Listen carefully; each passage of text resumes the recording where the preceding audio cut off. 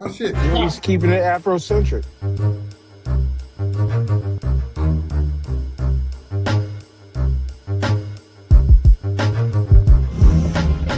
HHDG.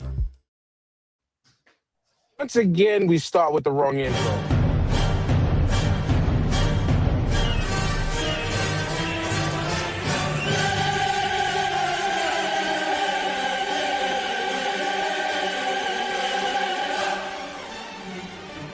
The star. Yeah, y'all already know. Seven the pan.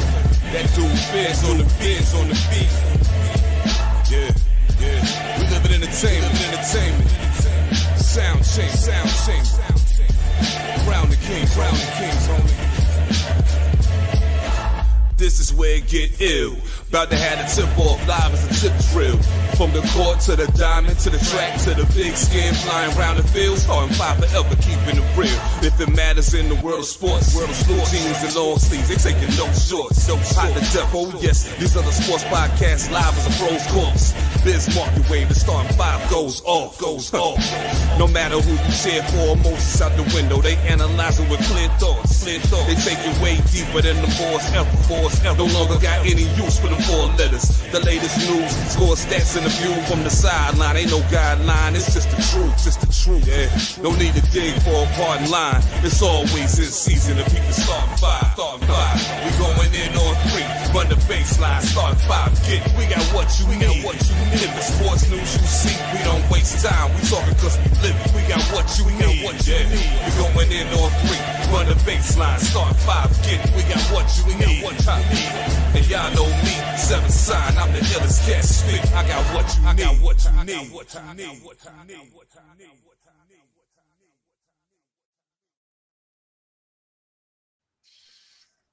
There we go. Now we gave y'all what y'all need.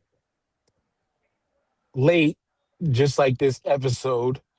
We are the Star Five, and I am your boy, the mayor, that DJ named Ace Five, your mom's favorite fat guy, all the way from deepest, darkest Africa. And we are back to recap 2025. Now, normally we do this either at the end of the year or usually first episode of the year. But last week's first episode of the year, we had too much catching up to do, too much playing, getting back together to do. That I think we are settled today, TJ, to finally get this done. Absolutely, sir. Absolutely. How are you, brother? And it was a long time coming, but we're here now. Nice. We're gonna put it out all on the table for us to discuss and see in its grandeur, the pretty, the ugly, the good, the bad. You know what I'm saying? So yeah, I'm ready for it. I'm not used to this nighttime shit. I'm a little tired, but we're gonna power through tonight. We're gonna power through tonight. Right. I feel weird on this show at night with no cigar in my hand. It's just unorthodox. I feel something inside. I got you. Right. Oh, I'm inside. I'm never inside. But yeah, I'm good. What's up, Mr. Lisper? Bye, Eagles, bye. I was gonna wait. It's wait. Fine. Okay. Go ahead. Have at it. But the NFL playoffs have been great. I mean, all these games have been really good. I'm just having a fun time watching them. Except for that Patriots game. That Patriots game was ass. Well, it was fun to watch Herbert running for his life back there. He looked like Eli Manning. You realize when he can't run. You know what I'm saying? Because that dude can't run for shit. Yeah, they were like Herbert keeps looking up, he won't run, and I'm like, I think he is running.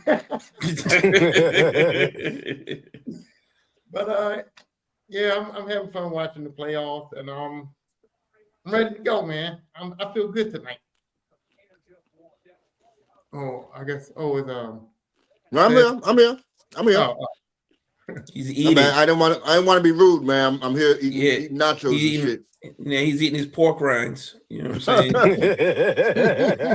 He didn't want nobody see him eating his pork rinds. He got a plate of pig knuckles. The hot sauce on them shits. He don't want nobody to see him eating the hot sauce with the dry. No pork on my fork. Not that y'all gonna see it, but nah, man, yo, I'm glad to be here tonight. You know what I'm saying, with y'all. You know, get this wrap up going. We got a lot to talk about. You know, we had a lot of good entries, music wise, and a couple good entries, movie wise, whatever. Yeah, a couple good games, man. Watching, see if our boy can get a playoff win tonight for Tyrone, man. Huh? You know, so The only thing good about tonight is that he don't have to get up in the morning to clean his locker out. He can just go and do his shit right after the game's over and take his back ass home. Permanently. Mm-hmm. Wow. We gonna see, man. We gonna see. But yeah, Tyrone, funny you mentioned, you started talking about Eagles. I made a TikTok today, as I've been trying to do, and I'm going to try to run this all 365 days of this year as long as I'm breathing. A daily reminder. And today's daily reminder was to the Philadelphia Eagles fans, to where I said, you know what? Any hopes you got left of achieving anything this season? And then I went to a screenshot of Saquon after I rushed for 300 yards with him in Madden. I said, this is going to be the only way that we're going to have any further success in the rest of the 2025-26 season is go pick up your controllers, play Madden, and run your way to the Super Bowl. Get it out your system. Just get it out your system. That's it, yo. I like y'all know already. I can't be offended. Now, to start the season, I did pick Washington to win the division. We all know what happened with that. But I did believe that my Eagles was going to at least do this. I didn't expect us to go that far this season. I didn't expect it at all. Did you expect that? For once, I had the best take. I said the Eagles were going to win the division, the Cowboys were going to be second, Washington was going to decline. And I was absolutely right. And you were right. You definitely were right. We did. Finally. A good recap of 2025 is Tyrone was right. Too bad he can't start the year off like that, but he finished the year strong. So. He finished strong. Tyrone was right. Tyrone was right. But no, I want to ask you a question then. So, the last play of the Eagles season, Smith was on one side, one-on-one. A.J. Brown was on the other side, one-on-one. Goddard was triple covered, and that's where Jalen threw the ball. Well, it's funny to hear it because I missed it. Rest in peace and condolences to my wife's pastor, Maritza Nelson. I had to attend her services last night, which it felt longer, but it didn't bother me sitting through a Pentecostal Christian service like it used to. And mainly because I had to be there for my wife, because that was her pastor from childhood. Like, she was running into people that she used to run around church with and stuff. So I didn't get to see the game. I know about the aftermath, but I didn't get to see the game. I was following the score while I was in there, following the score until I said, well, we lost. We're out. Oh, well, let me keep driving home. Like, that's how much I cared. Like, I was more focused on making sure my wife's mentals was okay after watching one of her loved ones, saying goodbye to one of her loved ones. You know what I'm saying? I was in tune with that more than what was going on with, trying to watch the game. You know what I'm saying? But it is what it is. Everybody's talking about A.J. Brown is gone, flipping out on the sidelines. No, Petula is the one that needs to go. The offensive fucking coordinator for this team is the one that needs to go. The offensive play calling was horrible. I know with it. All the weapons that team has. How does A.J. Brown only get another touch from the first quarter to like 8 minutes left in the fourth quarter? Horrible. I heard they knew where Saquon was going. They knew where he was running. They was in the backfield half the night. I heard he had a lot of drops though. He dropped 3 catches At the end of the game. He dropped. At the end of the game, when he should have been catching them. But if you got to cut the man some slack, if he wasn't getting targeted, but once he got targeted twice in the first half, and then don't get targeted again until the fourth quarter. You don't get. Yes, he's a professional. He's a professional, and 2 balls hit him directly in the hands, and he should have caught them. Period. But the offense, the play calling was atrocious, bro. Coming from people who like mediocrity, I'm just gonna say you don't get no slack. When you talk that talk, you gotta walk that walk. He was on that sideline huffing and puffing, talking that gangster shit, and then dropping critical passes, man. So he don't get no slack for that. If he was quiet, if he was humble, I'll let him slide.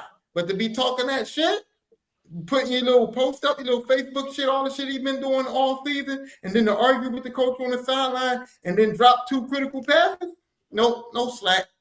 You know what? I don't think nobody's giving them slack though. But go ahead. You know what, TJ? You know what, TJ? You know what it sound like? It sounded like the true winner last night was FanDuel. Because he got whoever picked the under on them catches made out like a bandit. Okay? Oof. It was like, drop one more, please, brother. Please don't catch no more passes over here. But everybody has times like Stafford dropped one right in Puka's breadbasket for a touchdown, and my man just let it go. Wow. It happens sometimes, man. I mean, you're not going to catch everything. True indeed. It's very rare where a wide receiver catches all his targets in a game. I haven't seen it in a long time. Where it's like 9 targets, 9 catches. You know what I'm saying? Like, that's mad hard to do. You got that, Benz. You got that one last night. It's all right. Next week, you got a problem on your hands in Seattle, but it's all right. But anyway, we're here for 2025. So let's just recap our years personally, Tyrone. Well, actually, we'll start with you, 2025 for you overall. It was fun, man. It was fun. Got to spend time with my family. Got to spend time with my parents again, in Ghana. Got to spend time with the family. That was the first time we've all been there together. So yeah, man, that was a good time. Holidays was fun. Yeah, man, gotta hate the sound fucked up. Got a lot of nice presents. You know what I'm saying? Yeah, man. Good year though. Good year overall though, man. The fucked up was only to one person, Tyrone. Your 2025. Started out great. Got my wife the new Bronco, went on the cruise, and then after the cruise, that shit just fucking plummeted like a roller coaster, man. Jobs getting shut down, me having to do sensitivity training again, 3 strikes almost out. Just all kinds of shit went bad, but I kept it pushing, I kept it moving, and 2026 so far is looking promising, except for Facebook jail. But I get out of that on March the 1st, and yeah, I'm just not gonna talk about crack no more. I thought they stopped. Well, I can't say they stopped doing that. Maybe if you said Trump and crack, they would have let you slide. Oh yeah, right. Well, we already know TJ don't even talk. He went on 12 vacations. Right? Yo, it seemed like TJ was on more vacations than he was work, man. You know what? People at work were starting to talk about that shit too. It was like, bro, how you just have all this time off? I mean, 2024 was a good year, but I didn't think 2025 was going to be even better than 2024. And I mean, like I know you guys saw the post, whatever, 6 countries and 5 states this year. That was some wild shit, bro. Like different. I hit my bucket list trip to Costa Rica for a week. That was amazing. That shit feels like it was last year. That feels like it was. That was only at the beginning of May, but that shit is felt so long ago. But I want to do Costa Rica too. I want to do Costa well, Rica. when you're ready, I got you, brother. Then Well, free after trip? Costa Rica, what? You got him like what? How you got him? You gonna pay for him to go? Nah, man. What do you got? I will give. What do you I got? got advice. When you ready Advice. to go, I got you. What do you got? Advice. I got advice. You need Advice. that. Okay. He needs the pack. You want somebody. You want somebody. You know what? You want somebody to know at least where to go. You know what I'm saying? But anyway, Hot spots, man. yeah. Somebody I mean, I got offered a lot of coke out there on the beach. You know what I'm saying? I never got offered more coke in my life than in Costa Rica and shit. So that was an experience. But yeah, I mean, Costa Rica, Las Vegas, Cali, Belize, Honduras, Bahamas, Cozumel, DR, Las Vegas for work, New Orleans for a bachelor party. Where else? I think I'm Atlanta for my sister's wedding. It was just I was moving and grooving, sliding and vibing this year. I mean, I've never been to an airport so many times. I've never been on so many flights. It was just phenomenal. I don't even know how I could afford all that shit. I'm not definitely doing that shit again for a while because that shit is expensive and I got other things to focus on. But I mean, it was amazing to travel. I mean, I've definitely conquered half of Central America this year, so I'm not mad about that. I go to Colombia in May for my birthday. But yeah, it was a great year. I have zero complaints. Good for y'all. I'm happy y'all got to live. Because me, all I did was work. I did more work. I did a lot more work. But because of work, it started a new self-healing journey, if you want to say, for me.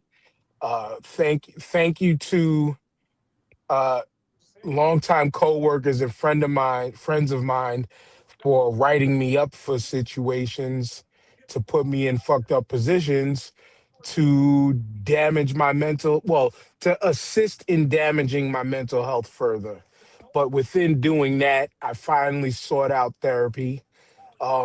Within doing that, also, my therapist said I need a psychiatrist, which I still haven't found or booked one yet.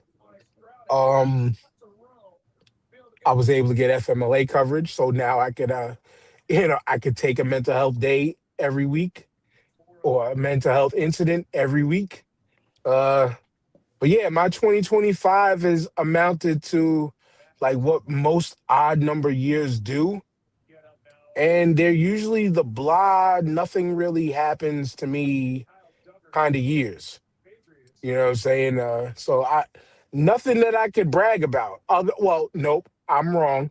I can brag that I have a high school graduate who is Yes, also sir. now a college athlete, an eighth grade graduate who is now in high school and going through all the bumps in the road academically as a freshman. She's realizing hard that shit ain't the same. Yeah. You got to apply yourself.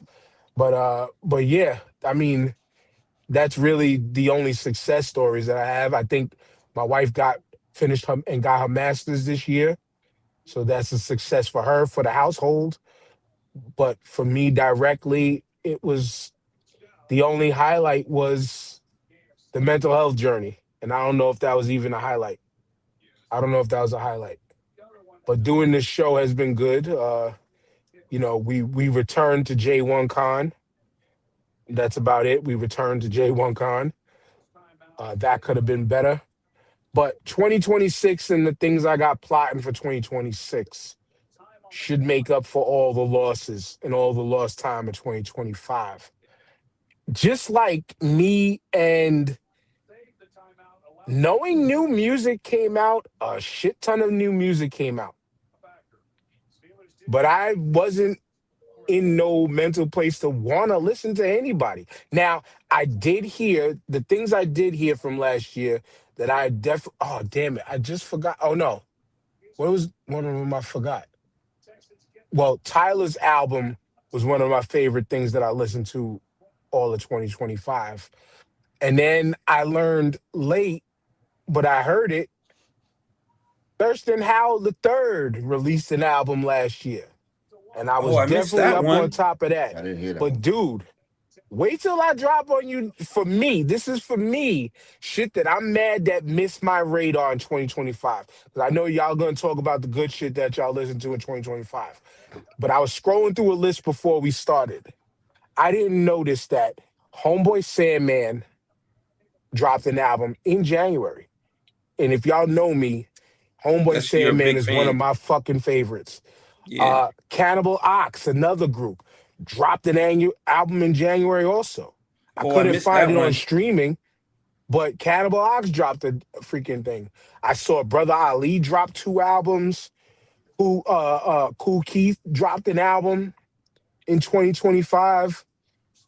So I got some homework to do for 2025 on top of the popular names that I know you're going to mention. Oh, Yeah, yeah. Well, I already showed you my wrap up. As far as Apple Music's version of wrap up. With Daylight, getting the most minutes. Good that's one I solid album. listened to too. Yeah. Great way to close Um, the year. everyone's gonna talk about the Clips. Clips album was good. Clips album was good. Saba's album with No ID was good. It was a good solid album, man. Y'all should check that out if y'all didn't hear it. Um, I don't know, man. I liked Nas's album. I know y'all gonna have y'all spin on it. I liked it. A lot of people didn't like the beats. I'm like, yo, how much better y'all gonna get than Premiere? And they still a lot of people still had a problem with it on They social stuck in media. 94, bro. They just stuck in 94 with that bullshit. Yeah, So I mean, I thought it was a good album, man. But yeah, like I said in the intro, man, it was a good year for albums, man. Oh, and I forgot to add on the list of shit that came out that I didn't see. There was a Mad Villain demos album of Mad Yeah, Villainy that came out, and I didn't yeah, see that. yeah. Ooh, I missed that. I missed Yeah. that. Hmm. But go I'll ahead, find that. TJ. Surprisingly, because I'm the fourth member of that group, the Bush Babies dropped a fire single out Mm, last year. And that was From like, from the Bush. yeah, like I was completely surprised about that. On which UO Nas album was dope. The Mob Deep album was fire. yeah. I You know did what I'm listen to that. saying? I forgot. Raekwon's album was better than Ghostface album, in my opinion. You know what Mm, I'm saying? They both dropped this year, last year. The Clips, of course, really started making waves with their album, and it was the shit for a minute because there was nothing else to compare it to, really. You know what I'm yeah. saying? They had their own solo flight with that. You know what I'm Yeah. saying? They was hot for 4 months. Um, Slick Rick's album too. Slick Rick's album was a real Slick Rick album. Like you could tell his fingerprints are all over that. And I wanted more to storytelling, so I wasn't feeling it like that. But he's Right. like a house club dude, and Yeah. that's what that album was heavy on.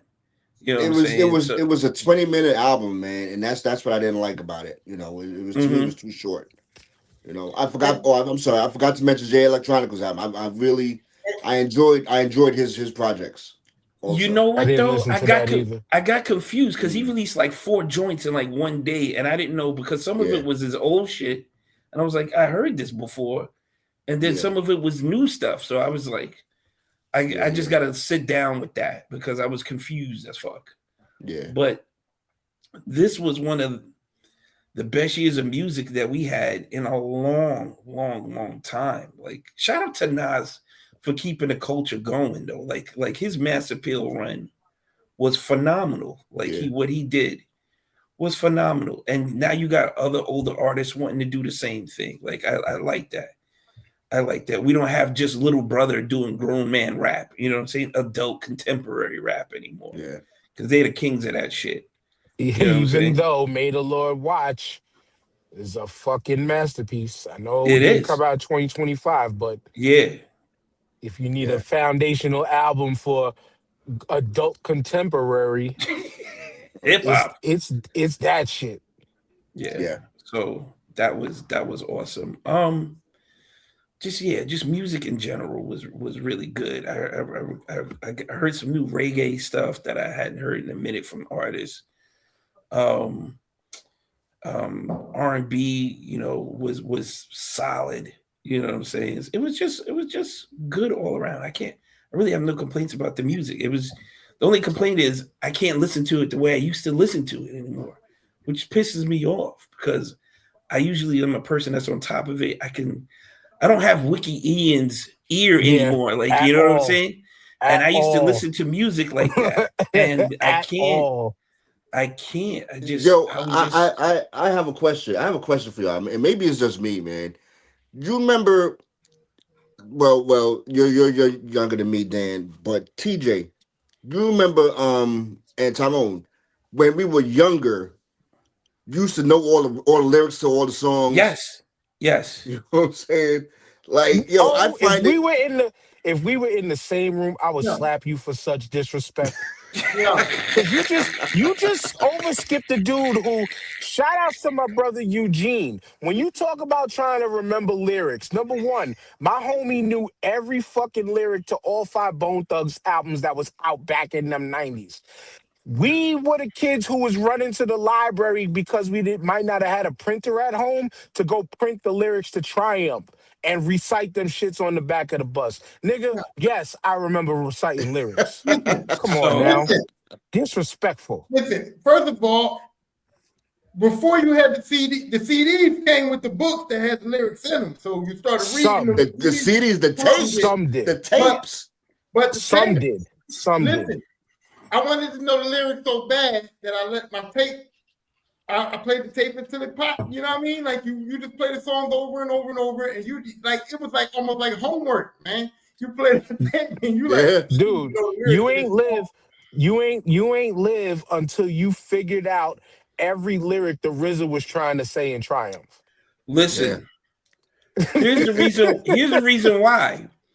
Because if you was with your peoples at any time, you had to go bar for bar with the dude spitting. And you didn't want to be that dude who didn't know the words. Okay? See, TJ, see our video in that bar on the west side of Manhattan doing DeWick. Oh, yeah. Absolutely. You do not want to be that dude that didn't know the lyrics. And you know why else I wanted to know the lyrics? I wanted to know the lyrics because nobody was going to tell me that a rapper that I like was corny. You know what I mean? Like when you go to school and you be like, you like a certain rapper and they be like, yo, that nigga corny.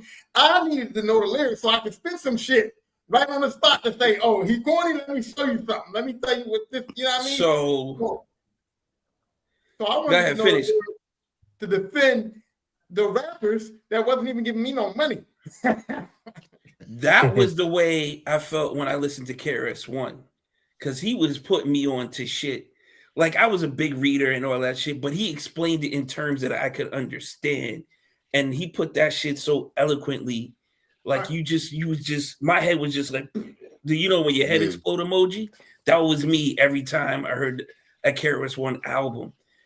What he did for me in terms of like knowledge and just like, you couldn't tell me shit, bro. I was a scholar because I listened to KRS-One. That's the way I felt. Right. You know what I'm saying? Until we got older, KRS is my number one all time, but we got older and discovered that some of his facts were a little off. But it didn't matter. It didn't matter because it gave you power in that moment. Chill, man. You ain't gotta be factual in rap. How many niggas was out here rapping about doing shit they ain't do for real? Like you ain't gotta be factual, man. You can talk but not when you call yourself the teacher. And so what was we learning? We weren't learning shit, man. We just thought that Nah, shit was... man. Hey, man, you must learn, man. Between Thank you. him and Chuck D from Public Enemy, when they would spit, it was just like bars. You know what I'm saying? It was pure bars. So then you got the Nas's coming along. You had the G Raps. You had the Rakims. You know, it's just all... Everybody had a different style, and they said almost the same thing, but they said it in their own unique way. It was just bananas. It was just bananas. And you was like, oh shit, I never thought about that. It would force you to look shit up if you really was into it. You know what I'm saying? And I'd be like, I need to find this out. And we didn't have computers back then. We didn't have no Google and shit. So if you really wanted to know what he was talking about, you had to break out an encyclopedia or go to the library and do some knowledge. And that's TJ, it's like it's the like knowledge, a TikTok. bro. It's like a TikTok I made about a month or two ago, about a month and a half ago, where I was like, who says my culture doesn't educate? When I'm driving around in Brownsville working, now, mind you, I'm working, but I'm driving around in Brownsville and I'm familiar with every time I pass a street name, I'm remembering the rap line. Right. Exactly. I'm remembering the rap bar. All right. Yeah. Ooh. Oh, he told you how to read a map. Whoop, they do. Listen, shit, Most Def's. You know what I'm saying? When Most Def says it's darker than midnight on Broadway and Myrtle, I know where that is because I've been to Broadway and Myrtle. Right, and shit, you know right. And it's actually pretty bright over there because there's enough street lights. Anyway, my 2025 in music, first of all, I realized the time has passed Slick Rick. I listened to that, and Slick Rick is not, he has not advanced. So I did not really enjoy that album, but it was Slick Rick. It was okay. Nas, yeah, man, you gotta, Nas is working on the beats that ain't popping now. Like, beats didn't hit me right. I was like, because I guess I'm just listening to beats that they're doing now, and it's just like, them beats wasn't it. And Nas gotta understand too, like the times have passed him by too. Like you can't just be lyrical now if you want to sell albums because a lot of the people now want to hear them beats. You know what I mean? So but Nas is not these people's demographic. He's our demographic. I was gonna say that. I know he's making music for us, and I appreciate it. And I thought the album was decent, but I'm just like I still kind of like judge it off of what's going on in music right now. And so and that is also that's also been Nas's, you know, that's his MO. Yeah. I don't want to say downfall, but since Salam Remy, man, he's been known for picking bad, you know, beats that subpar, you know. Well, so but the real thing that I find, I like the Clips album, and the thing is, I never was a real De La Soul fan. I wasn't a fan of De La Soul when I was younger, whatever. But this album they put out, I was like, you know, okay, they turned me around. This shit was popping, and I just need y'all to put some respect on Cardi B. That album was fire, dog. I don't care. Like y'all. I know y'all don't want to listen. I know y'all don't care about Cardi B, but I'm just saying, like, we gotta start respecting these women because Cardi B's album was top notch, bro. And y'all top notch. It was top notch. The thing though, for the words you just said though, is respecting these women. I know personally me, I respect these women. She don't make music for me, so no, I didn't. Yeah, it got zero spins in my house, man. I'm not gonna lie. How do y'all know? No. I didn't say. I didn't see. You didn't hear me. I didn't say it wasn't top notch. You said I just said no. I said, and I repeat, I respect these women in rap. They didn't make music for me. No. Who was it? Who was it that hit the? When I said top notch, who was it that hit the top notch? Who did that? Who did it? Rewind selector. The one woman I did hear who was nice was Doechii. That was it. That was the only one that I heard. TJ, did you give Cardi B's album a chance? No, you didn't. No, I did not. You should. You just should. I'm not opposed to listening to it. You know what I'm Right. saying? Yeah. I'm not opposed to listening to it. But when am I going to listen to it is the problem. You know? Yeah. I could be sitting in the house doing nothing, completely quiet. I'm not going to be like, you know what? I'm doing that Cardi B. I will admit that I go through extensive. I will admit that I purposely listen to the women rapping. I do purposely go to Glorilla. Do you like Doechii though? Yeah, I like Doechii. I purposely went there too, but I will admit that it's like I have to put forth effort. It's not fluid. I have to. It's more involuntary than voluntary. Yeah, I have to search the women. Because I'll say, like, you mentioned Glorilla. Like, I like her vibe. She just doesn't do nothing for me to want to go seek it out. Now, if a Rhapsody came out last year, I am full target on that album. She did drop something last year, but then I'm gonna have to go find it because it went over my head. You know what I'm saying? But like, if a Jean Grey or somebody like that, I'm gonna go get it. I'm gonna go get it because I know what I like from them. But I'm not, like TJ said, like personally me, I'm not against listening to Cardi. It's just, are you gonna catch me playing it? So, like, my choice? I just mentioned a whole bunch of artists that skipped me last year. That went right over my head last year. That's legit. But but respect, but with no disrespect. There's only disrespect for one. And we'll talk about that when we talk about controversial moments.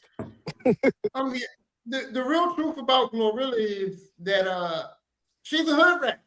And I come from the era of hood rats, and I love them. And so every time I see her, I hear her, it takes me back to my childhood of the hood rats. I used to get in my car when I was skipping gym. And so, I like her voice, though. I like Glorilla's voice. And she can flow. Like, she knows how to ride a beat. Yeah. So I like it. And Rhapsody did come out with a couple of singles last year. Yeah. You like Lotto too? No. No? I do not. I do not enjoy Ice Lotto Spice? No, man. No, listen. Stop it. He said hood rat, right? I mean we going in. I like Glorilla. I like Cardi. Doechii's good. And I still like Remy. Remy did some shit with Ghostface and a couple of and she did a couple of singles and stuff like that. I like Remy too, but she that album with her and Fat Joe didn't really do it for me because I think Fat Joe's just corny. I don't like him. So, but Remy spit some fire verses on the album, but Fat Joe, man, I can't rock with boy. Like I don't know what it is. Fat Joe definitely is just trying to cash a check now. He's not rapping with the same passion he had early in his career. Yeah. So I mean, he's doing podcasts and chilling. I'm about to say he found his niche, man. The podcaster. He found that shit.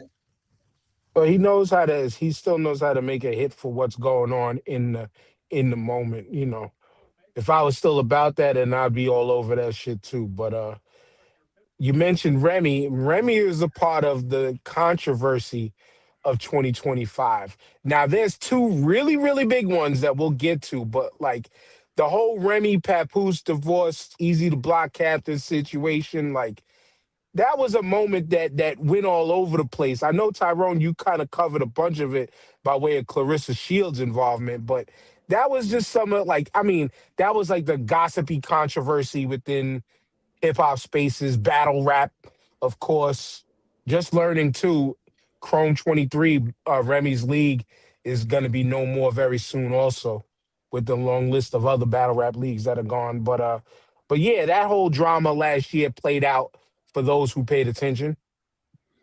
Wasn't necessary, though. That was like airing dirty laundry between two people. Like, pretty much. Nobody was here for the Remy Pap, dirty talk. Oh, Remy said something. It just didn't hit. You know what I'm saying? They're both but it hit same level rappers. They're not like they're not upper echelon rappers. But so it's just it hit if you were in these battle rap spaces. True. Because of Easy to Block Captain being involved and all that stuff. And right. I give you that. Allegedly Papoose touching him up a couple times and Go ahead, Tyrone. Oh, and my bad. Go ahead. Oh. I'm sorry. And TJ, to your point, top tier rappers aren't gonna do stuff like this. No. Right. You're not gonna hear Nas. You'll never hear Nas or Jay-Z or somebody like that. Go back and forth. But then again, you have somebody like a Kanye. He would do something like that. But he's in a different lane though. Right. He's in a different lane. Hold on. You said you're not going to hear Nas and Jay-Z go back and forth like that, but it immediately triggered that bar about being all up in Common. You get it? Common. That ain't the same thing. They did that. No, it ain't the same, but the bars were exchanged is the point. That's all. Well, the bars I mean, they were a lot younger. So the maturity, the maturity level, whatever. I mean, would it happen now? No shit. Yeah. It's just, once again, you know how I like to call back. Let's not act like these eras are that far apart from each other. No. And Nas, but you know what? Nas had a little beef with Khalees, but he didn't drag it out the way Papoose and Remy are dragging it out. And Khalees because didn't throw it out. Different. And Khalees wasn't putting her business out in the streets like that either. You know what I'm saying? Like, she's putting her business out differdifferently. No. Yes, she is, sir. I'm a fan. I'm a fan. I'm a fan too. Nas and Khalees beef wasn't really beef. What happened was Khalees was awarded $50,000 a month in child support when Nas was getting it, and Nas didn't put out a couple of albums for a few years, wasn't working, and he's like, yo, I'm not getting it like that no more. She know I'm not working. She don't hear no Nas music. She don't hear no albums, no nothing. I ain't on tour shit. So he's like, why wouldn't she reduce that $50,000 a month, knowing that I'm not making the same money? Nas took off in all different types of industries and became close to a billionaire. Well, I think that, listen, the judge said no. So I think Nas went back to work. To be honest with you, $50,000 a month, that ain't nothing to fly at when you ain't putting shit out. So Nas got the studio, bro. He fucking got busy. But shit, he was paying more than what a lot of people make in a year. But the reason why the Remy Pap thing hit me and why I got invested in it is because these people was black love. You know what I'm saying? Remy was in jail 7 years, and it was the whole, I'm out of jail. Pep held me down the whole time. We black love. They started that whole black love movement, started that black love brand. Mm-hmm. And then to find out that that whole shit was kind of like bullshit. It's like, yo, y'all owe me some brand. I supported. I bought a black love. You know what I mean? I fucking was rocking with y'all. I watched Love and Hip Hop only to see Remy and Pat. Y'all, I invested my time in watching that nut-ass show just to see them. And just think about it. When we got a community of black people that live in broken homes, that living with divorces, single mothers, and all that shit, I looked at Remy and Pap and was like, like this is the shit here. This is what we're trying to get to. Making money together, being together, him writing her rhymes, helping her out. It was Team Pap and Remy all day, black love, and then they have it destroyed over Evie the Black.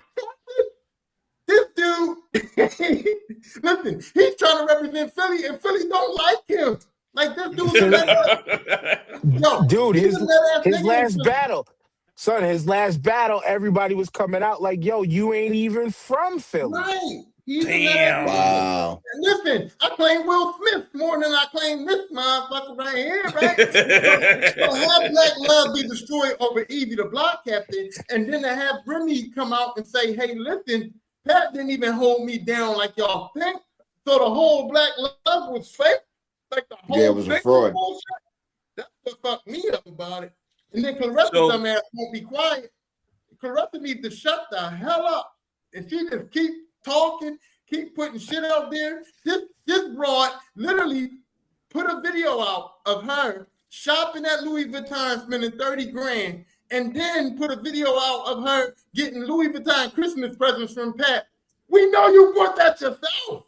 I think also on top of the controversy, 2025 let us know. Tyrone let us know he don't like Clarissa Shields.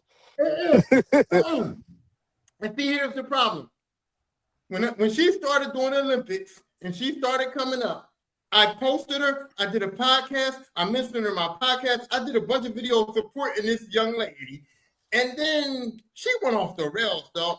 She don't know how to humble herself. You know what I'm saying? She talks crazy. She just made a video. Somebody said something about how good black women look without makeup, right? Brought her up, right? And this broad makes a video talking about, yeah, I appreciate y'all talking about how good black women look without makeup, but they not me. They don't have high cheekbones like me. They don't look like me. It's only one me. And then she said, I'm fine as fuck. And I'm looking at her like, do you realize people was calling you Clarence? People was calling you Clarence. You ain't fine as fuck. Like, you all right? But read the room, B. Read the room. Like, that girl, yo, she's insane, bro. You said people will call her what? Clarence. Oh, wow. So, Ty, let me ask you this. She a little tough in the face. When you were watching Love and Hip Hop, was Cardi also on there? Yeah. Yeah, nigga. I like everything about Cardi, bro. I do. And that's why you listen to Cardi now. T6, bro. Once she got some T6, I was all in. I was like, yeah, that's what you do when you get money. Fix them things. But Cardi's a vibe, though, bro. She's a vibe for real. Like she seemed like a cool ass chick. She seemed like somebody I would bang with.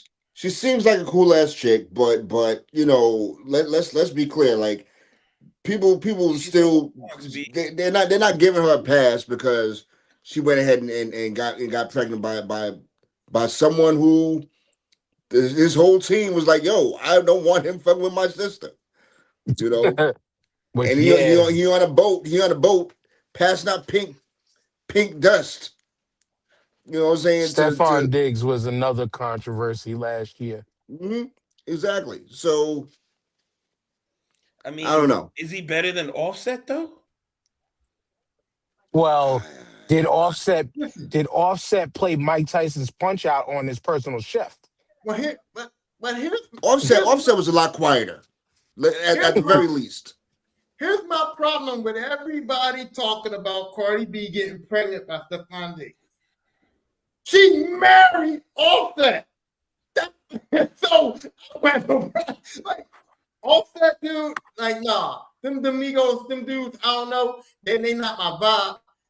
Stephon Diggs is a come up from Offset to me. So, I mean, for a couple of years, he was rampant cheating though. Like the dude couldn't keep it in his pants, bro. Yeah. And for a couple of years, man, they was talking about Migos is like the best rap group out, period. Since Wu-Tang or some shit like that. Yeah, since Wu-Tang, yeah. Which is blasphemous, but Migos, I could give it up. Migos is definitely a vibe. They had a run, though. They had a solid run. They had a run, as groups do. But no, they had a solid run by default. Let's just be clear. What groups was popping and out there when Migos had they run? That's the thing. No one. There was no group. No. Well, this is a valid argument. TDE as a label, Odd Future as a group, as a whole crew, like but they were never out there. No, but it wasn't mainstream. Right. So I think also now we can say that there's a difference between crews and groups because TDE, no doubt. Right, TDE was a crew, but it never came out with any music together. Right, it never came out with an album or whatever.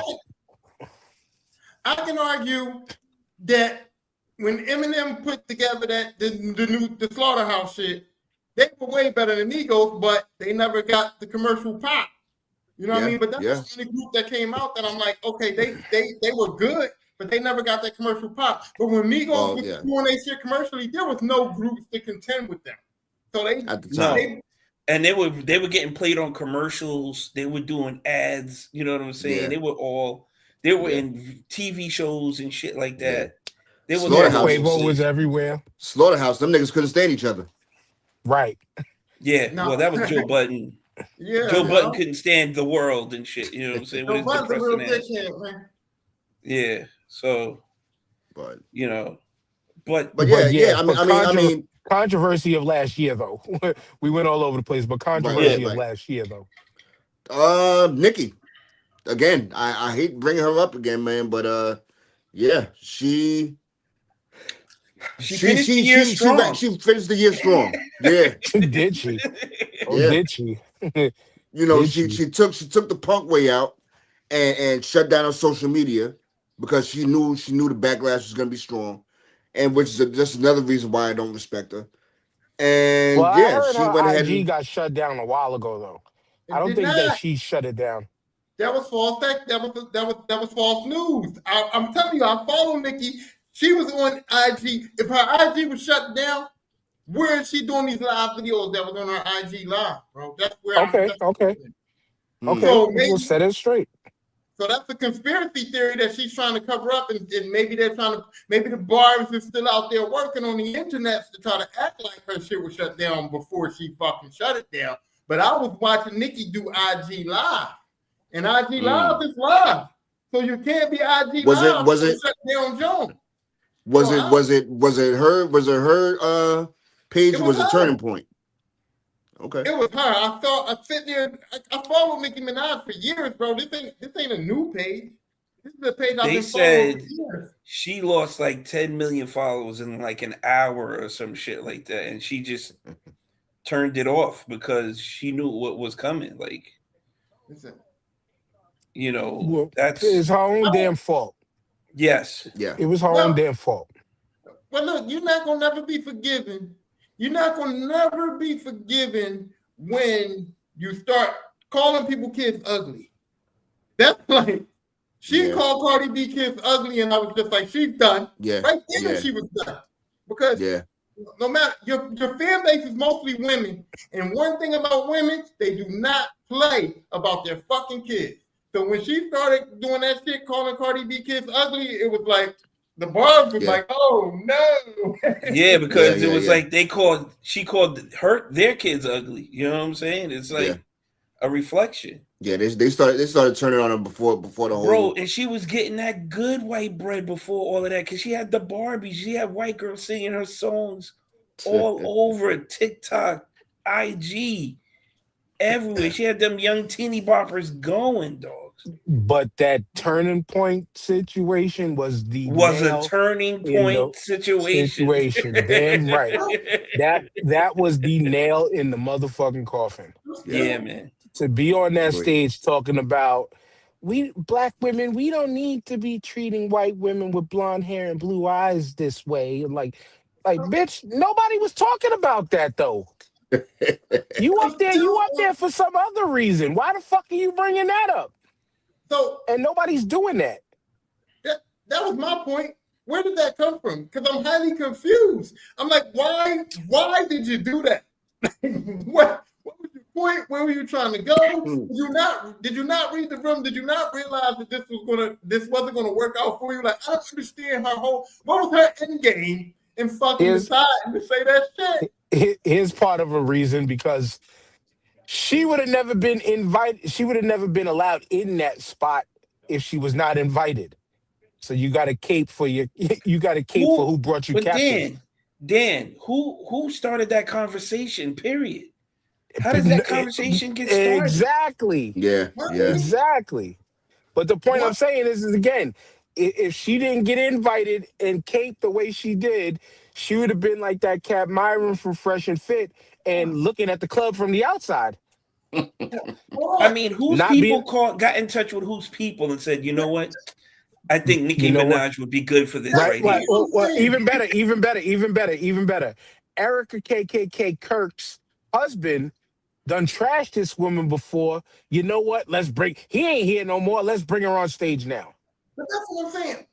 Who made that decision? Like, why was there even a call to invite Nicki Minaj to Turning Point? Like, yeah. Where the fuck did that come from? Right. That's what I'm saying. That's what I'm saying. Well, I don't think your boy, the orange guy, is capable of making. He's not making no call. He didn't even know about that. Well, Trust me. they allowed her to make a turning point, just like that shooter who lit up the Turning Point USA, uh, uh, one of his college tour bullshits, and popped this guy in the neck. This one might have been top three of the controversies and stuff that happened in 2025. Top two, one and two is definitely the Diddy and then Epstein, but we're gonna get back to them in a second. But the whole thing surrounding Charlie Kirk, you know what I'm saying? Reasonable people, reasonable thinking people, we were still like, man, that's a tragedy. But oh well. Because too many people, and I'm sorry I'm saying it like that, but I'm saying it again like that. Because too many people were calling him out for who he was. He was a bigot. He gave off racist ideologies, but he made young white incels feel good about themselves. Mm-hmm. Now, is it right that the man lost his life like that? Absolutely not. Absolutely not. I can sit here and say that. It could have happened differently. It could have happened differently. It was fucked up. It was a fucked up situation. But if you were expecting non-coon people of color to shed a tear, you could have, you forget that. I- Forget that. We shed more tears for Hulk Hogan. Not bad. Well,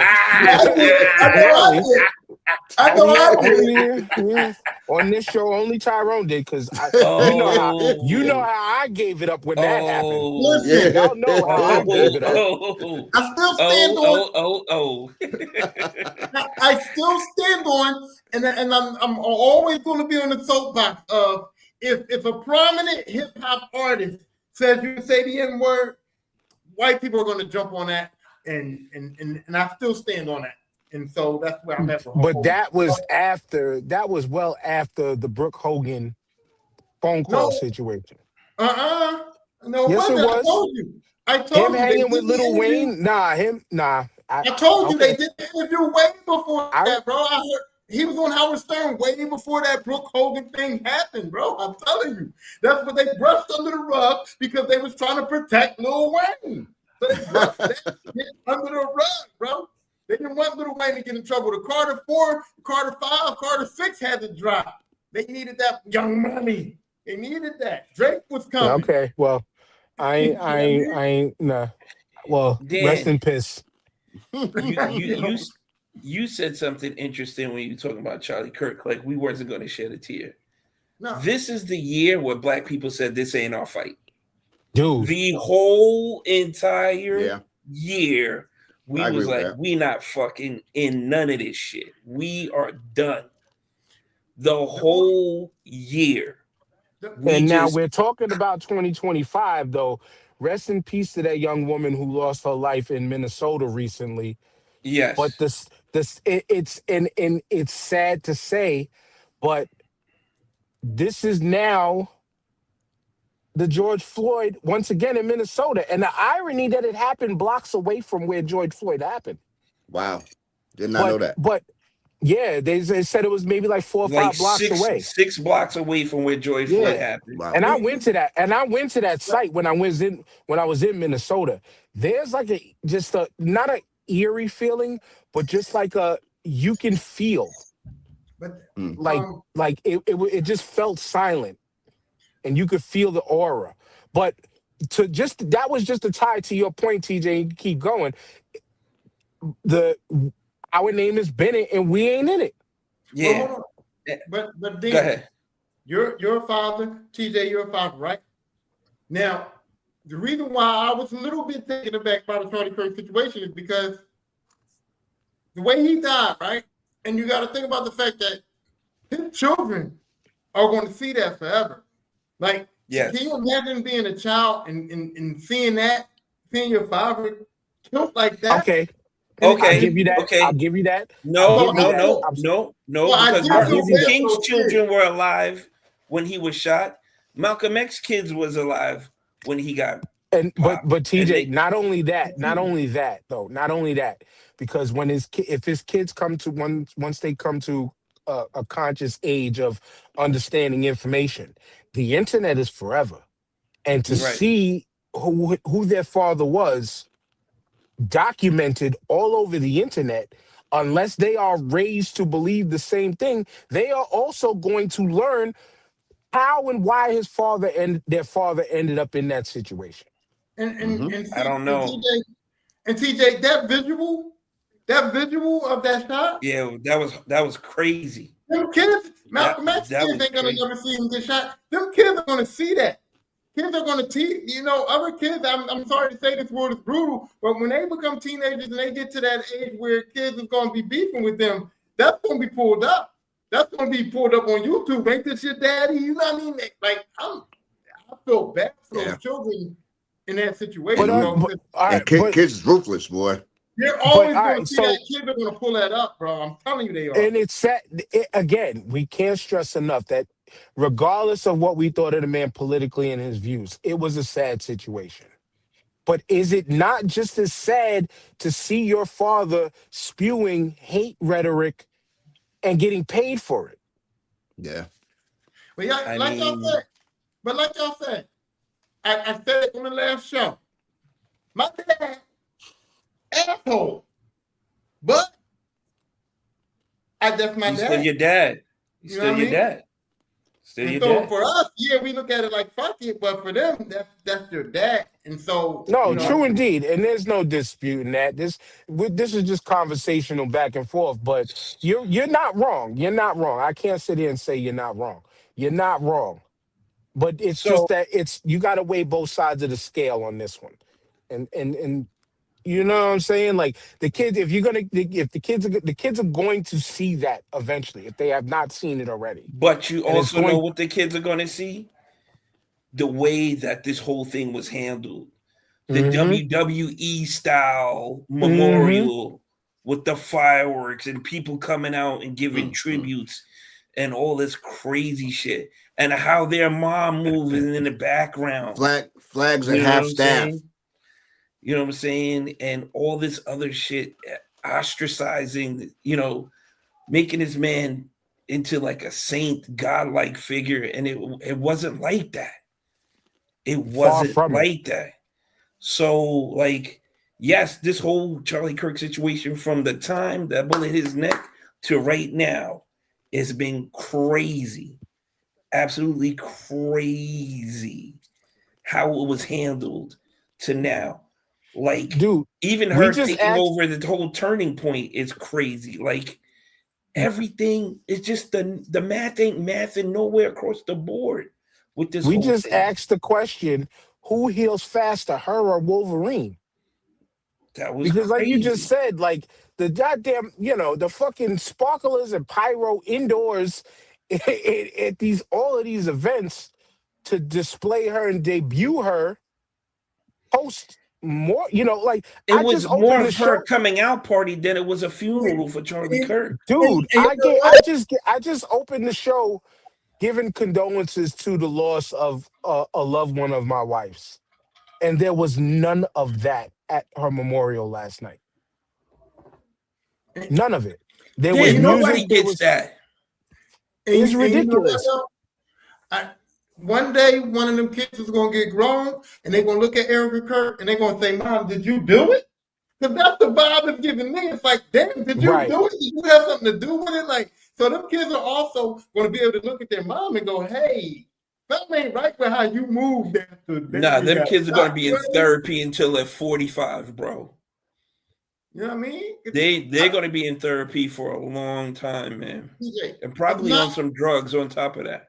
TJ. If Yeah. they grow up as regular human beings, there's not no way they're not going to look at that mom a little funny, man. You know what I mean? They're going to look at her a little funny. How could you not? How could you not? And then the way they caught the shooter and everything, is this guy really the shooter? The way everything is up for grabs here, man. Everything, you can't believe anything at this point. Mm-hmm. You can't believe anything at this point. The only fact that happened was the man died. How he died, how he came about Why he this, died, the reasoning, right? all of that. Who really did it? Why is she being pushed out into the public less than 2 weeks after the man passed? All this other stuff is crazy, man. It is Yo, was crazy. your boy Super Luigi was that I was go 2025?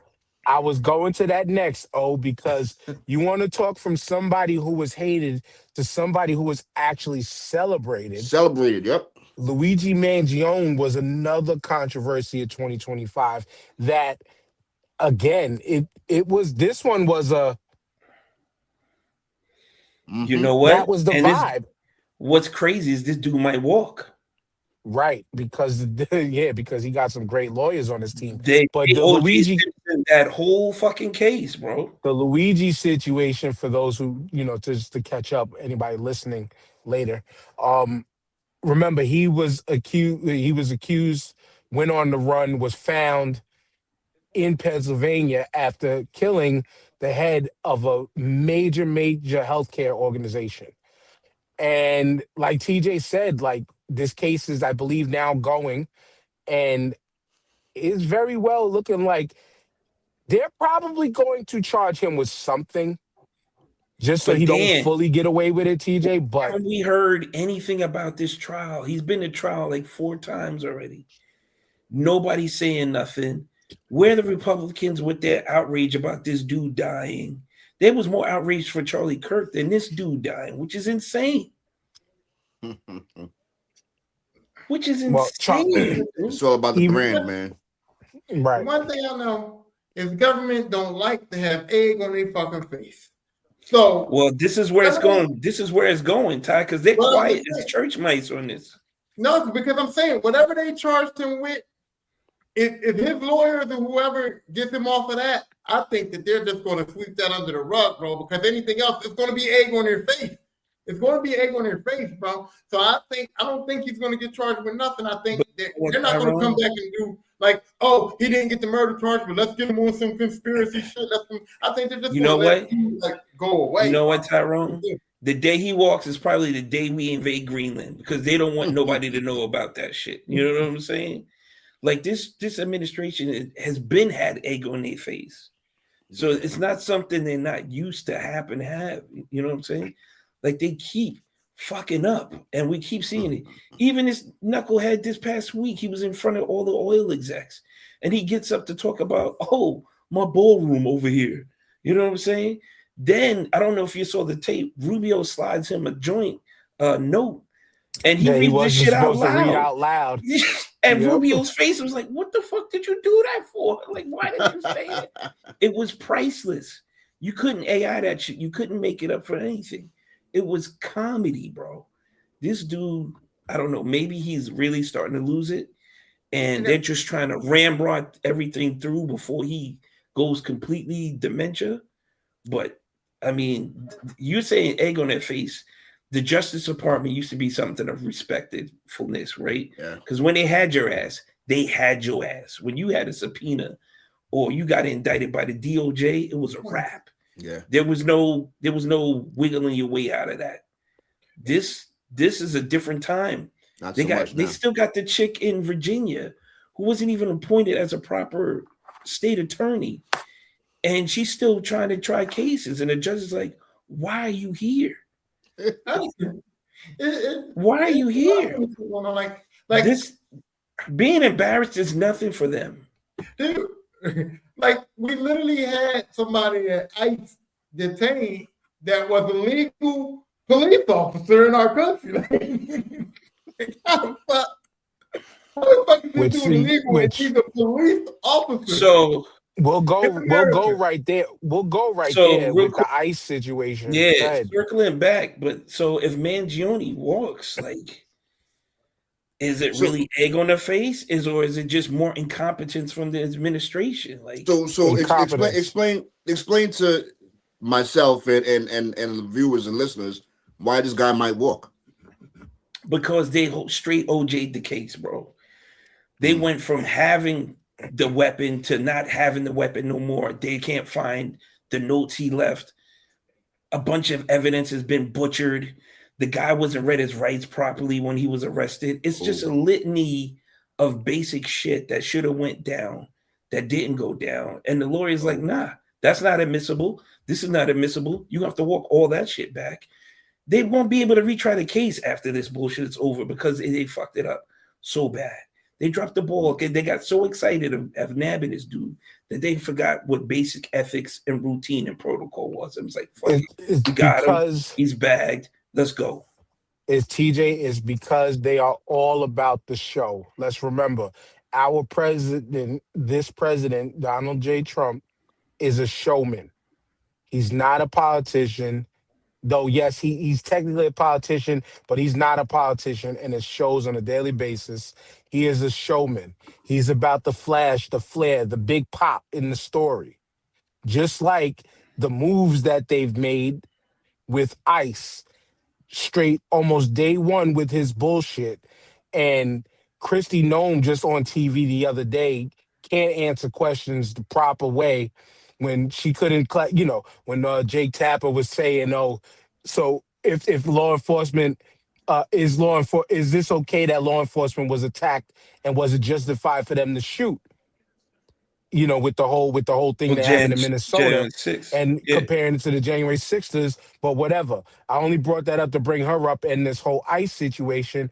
And they started off the year with the biggest case of Kilmar Abrego Garcia and Right. how they fucked up right away.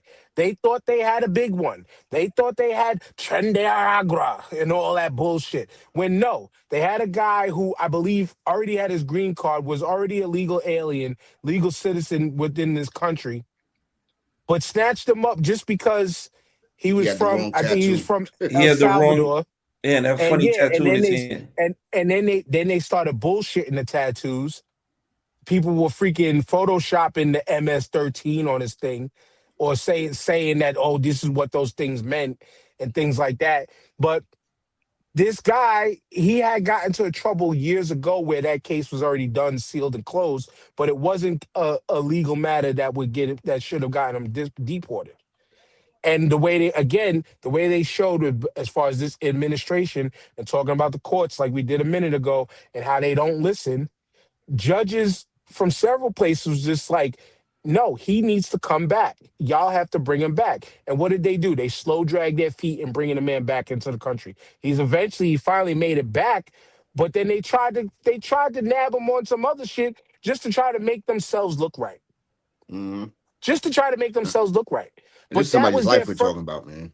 Exactly. And that was the first major fumble that let us know how this whole ICE situation was going. They did And the so same much, thing. Go and ahead. so much so that they snatched up, I think, a Vietnamese guy or a Philippine guy who was a legal citizen and fought for the U.S. military. They don't care, man. Wow.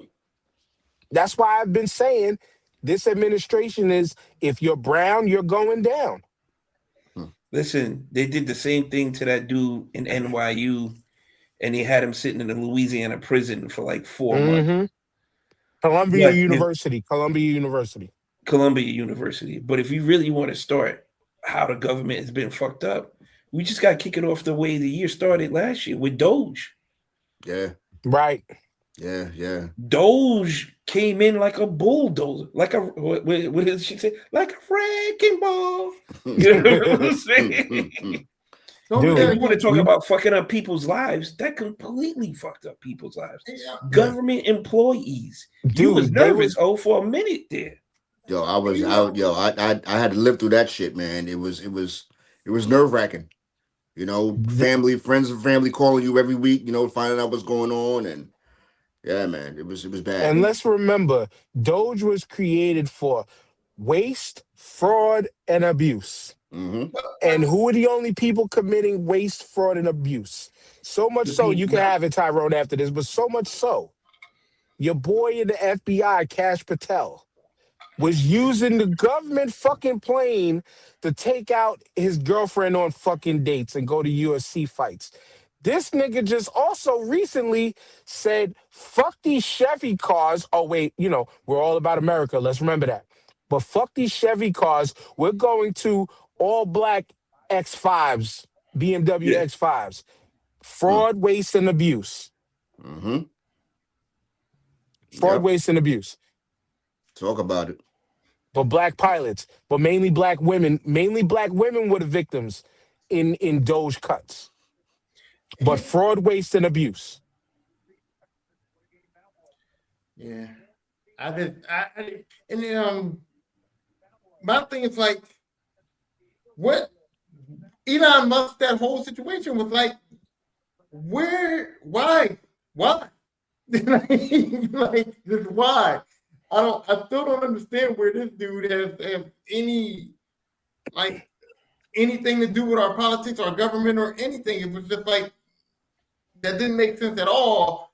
And so I don't know. I was just throwing Yeah, off. He did it because Trump was going to ensure his contracts got bought, Yep. and that was And the the name main of the game reason. was just to tear it down, tear things down. Yeah. We But see Linda McMahon right away also But destroying the Department of Education. but and how can we not? And my thing is, how do we not understand what's going on when this dude was invited to Saturday Night Live? And I'm like, Saturday Night Live is putting on Elon Musk. This dude is not funny. This dude is a nut ass dude. Like, why would we ever put him on Saturday Night Live? So I knew something was fucked up about that. And then he gets on there and fucking wreck shop. And I was just like, I knew something was wrong because this dude don't belong with Saturday Night Live. He's not somebody that you know what I mean? Yeah, but here's the thing: all those cuts they made didn't amount to nowhere near the amount of fraud they said there was. Nope. They only found $180 million allegedly. They would said billions. Of course, your man's like, there's billions of dollars. But he was wasted. and end of the day, he was out of there as fast as he got there, boy.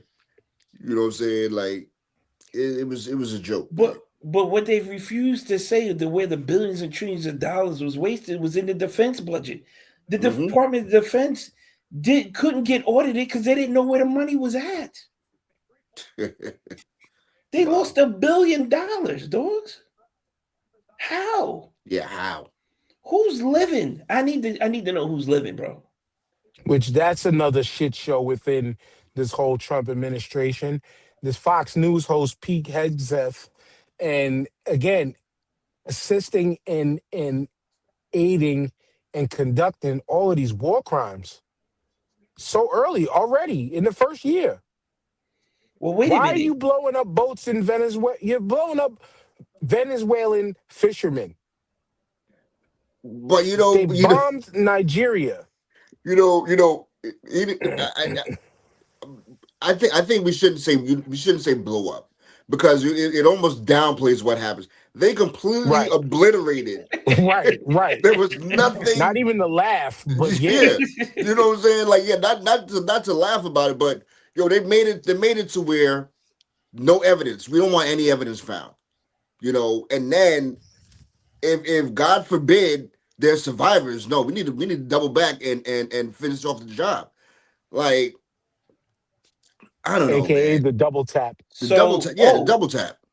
Oh, because what about when your man called every general and every major and every colonel from all across the planet to tell them we're changing the dress code and cutting beards? You think these dudes got time to sit there for that? They did. And then they just looked at him. Yeah. There was no rah-rah. There was no high-fiving. He thought it was going to be the big rally. He thought it was going to be, and they look at him like, yo, you a joke, dude. Yeah. He thought he was cool. He thought he was cool using the FAFO to silence. To fucking crickets. Yeah. To fucking crickets. And that whole beard thing, that was a straight stab at us. You know what I'm saying? That was a straight stab at us. No, them white boys rock them beards crazy too, though. Yeah, they do. But the majority of the guys that were rocking beard profiles, that had beard profiles, were us. Yeah, you're right. Yeah, the brown ones as usual. Yeah, but when he was doing the FAFO, he found out who the real ones were because they wasn't on that rah-rah shit. You Yeah, know what I'm saying? Like, nah. You know what's crazy And about the beard profiles? I had to get one, right? And it took me so long to get it. And I'm serious, bro. From my chin, from under my lip, all the way down to the bottom of my neck was Nestle Crunch, bro. Like it looked like a Nestle Crunch bar. And they still yo, was like, you still gotta shave until your profile comes through. And I'm like, yo, I'm literally fucking shaving over bump. It's bleeding. It's like, I'm like, yo, like, come on, man. Like, cut me some slack. I mean, I'm telling you, from the bottom of my lip all the way down to the bottom of my neck was like, that's crazy. Looked like a crunch bar. And when you look at the rabbit hole conversation, excuse me, behind that, it's because it was another silent attack at black folks. Yeah. Because of that, because we get issues with razor bumps and things like that, they knew. They think that that could be a detractor from getting more people in that look like us, and they think that they're going to get more white boys. He damn rolling near through. said he wanted more people to look like us. And then he fired the first woman Navy, the woman who's going to be the first director of the Navy SEALs before she even got the job. They let her go because he didn't even want women rocking like that. Yep. It's because what they think with the military and this country, they think that it's supposed to be 1930s to 1950s. It's all white men doing everything, running everything. You know what, Dan? Honestly, if they want all the white boys in there, I don't have a problem with that. You Go know right what I'm saying? Go right ahead. I'm not doing it. You know what I'm saying? Yeah. So when the next war comes, I hope it'll be like in the South Park with the black shield. It'll be the white shield and shit. You know what I'm saying? Just send them boys out there. That next one might be sooner than you think. I can't even talk about it because when I told all of my homies that I was going to the army, they were like, "What the fuck are you doing? What the fuck are you doing?" And I said, "I'm staying out of prison. That's what I'm doing. I'm staying out of prison, dog." Like, right? Best decision you ever made. Best decision you ever made, sir.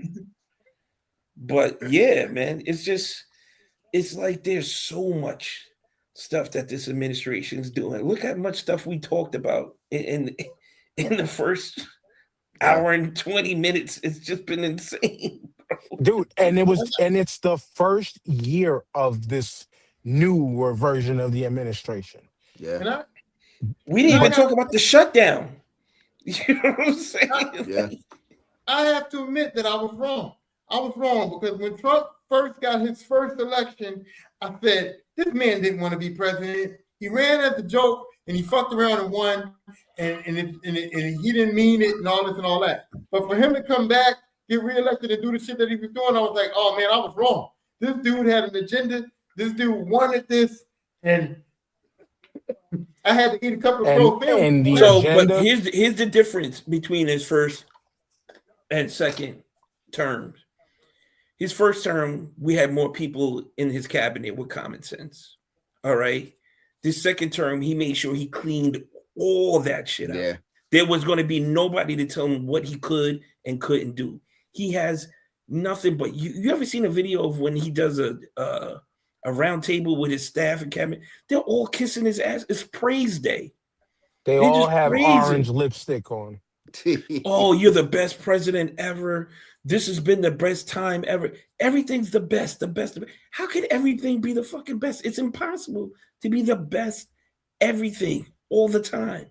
Like, and once again, TJ, all of this is to cover up the GOP, the guardians of the pedophiles, because of them goddamn Epstein files.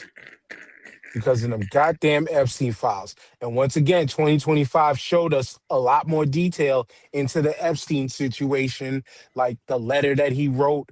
And then I'll just fast forward it to the 2,000 plus or 2 million plus other files that was dropped before the end of the year that all got uncovered by people from the internet because your redaction mistakes showed the intelligence of the people you hired.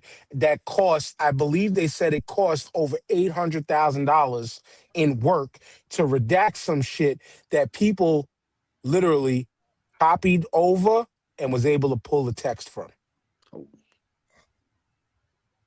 Yeah. I All them just black bars were in proper redactions. People were able to just you copy over the thing and it grabs the letters behind the black bars. And But people were pulling out the actual text from these redactions. that doesn't that just sum up the administration for you? Just half-ass. Yes. Pretty much. Yes. the whole Half-ass, stupid, and they don't care. And so all of this fighting that's about to happen My thing is is, because they got to keep this. They want it. They're doing all of these wars, all of this bombing, this attack on oil. Allegedly, now we're going to protect Venezuela because why? Because we're going after the oil reserves that they have. That allegedly, even the oil billionaires and tycoons over here, are like, yo, we don't want that. We don't need that. We're going to do it anyway. All to cover up the fact that it's about the chickens are about to come home to roost on this motherfucker. but but here's my only issue with this whole Epstein thing is that I watched the Filthy Rich documentary years ago, and I did my podcast episode on Epstein years ago, and this dude was arrested. There were people that were arrested for bringing young girls to him, and he literally kind of got the government to agree to close the files up and not arrest nobody else as long as he did his time.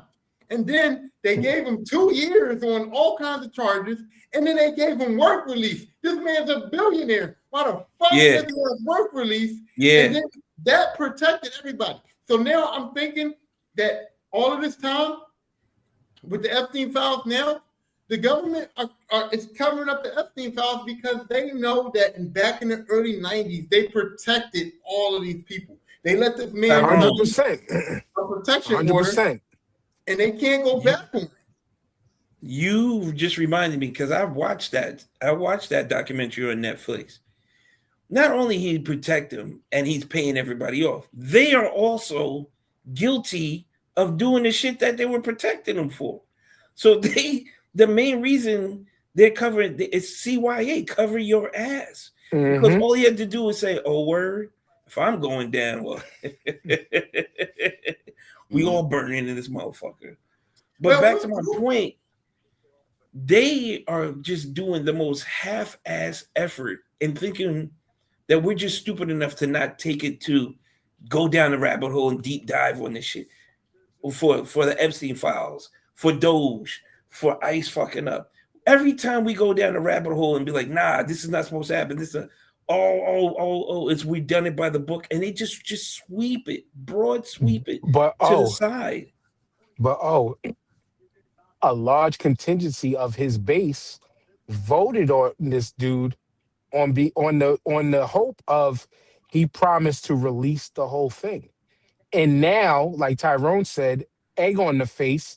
Now a large contingency of this MAGA base is realizing, holy shit, we got the white baby eggs on our face right now. They got nut on their face now because they done took it to the face. They done took it to the face. You know, first of all, right? I to go back to the documentary. I see the documentary on Netflix, but I'm like, yo, the shit is so. It's the documentary just came out, but it's outdated because so much more shit didn't happen. Like that's why I'm like, yeah, you know what? I'm not gonna watch it. But it's crazy how like you said, his constituents was, oh, you know, we want these Epstein files out. Your boy Cash Money was the one that was like was saying, oh, if I was you know, no, he didn't say if I was head of the FBI. He said the head of the FBI has the files on their desk and they refused to release it. Right now, and Bondi said she had it on her desk and she was ready to release it now. Yo, it's on. Like, yo, how many copies of this fucking files is out there? Right. Goddamn and now he runs the FBI.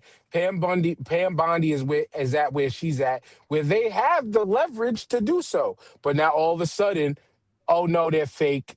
Oh no, I don't know. I don't think we have all of them.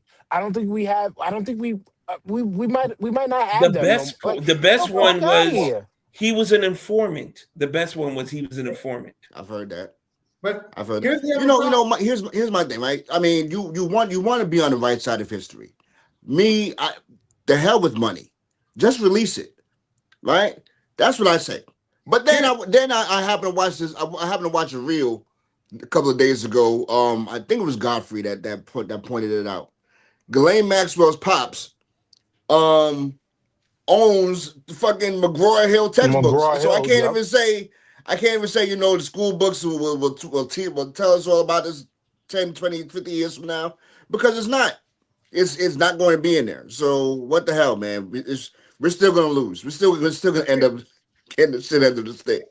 Here's another part of the problem, because you brought it up. How much has happened since then, right?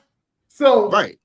They put this man in the early 90s, and he protected all of his homies, all the people that was in the Epstein files, he protected them, right? So now, when they go back to the Epstein files and they go, hey, this happened in 97, this happened in 2000, this happened, all of the victims since the early 90s, the government are going to have to say, hey, we caught this man early.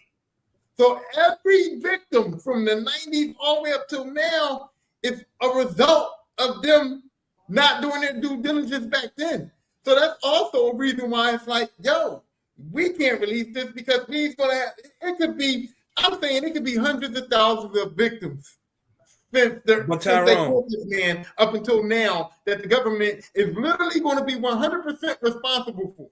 Because Yep. Tyrone, when you saw the documentary, you know how many people ended up missing in that documentary, dogs? Wow. It was more than 20, bro. And it was reporters, cops, and victims, bro. Nobody was safe. Everybody was getting bodied. Wow. And you know what was crazy? The one girl, and I didn't know until later on in the documentary, when that girl was sitting there all that time saying, I brought girls to Epstein. I would sit by the pool. I would bring my friends there and sit by the pool and wait till they were done. I would get paid to bring high school girls to this man's house and all that. And I'm like, why is she not in prison? And then I realized at the end that Epstein made that deal. But I'm like, this bitch is on here talking about it, proud of it. Sitting there proud in the video saying how she brought her friends to this man's house to be molested. And she knew she was safe. Man.